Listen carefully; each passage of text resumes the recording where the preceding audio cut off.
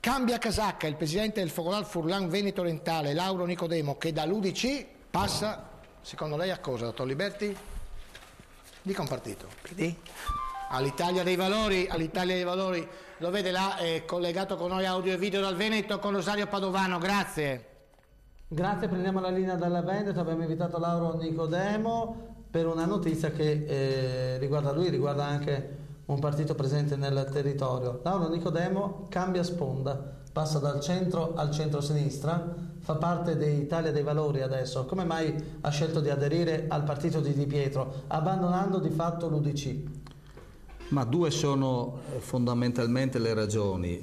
La prima, come sono state condotte la formazione delle liste e le campagne elettorali, l'ultima per il rinnovo della provincia di Venezia. Non dobbiamo dimenticare il rinnovo del comune di Portogruaro, che poi ha avuto la storia che tutti quanti conosciamo, e anche la scelta delle candidature a livello di Parlamento europeo, laddove abbiamo perso come Veneto anche l'ultimo, cioè il rappresentante dell'UDC.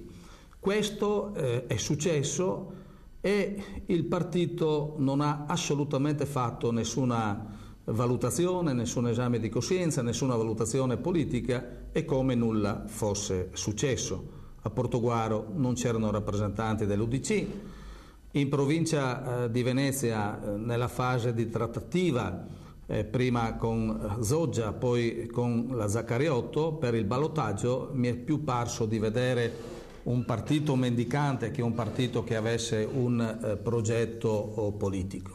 Ringraziamo Lauro Nicodemo, la linea alla redazione centrale.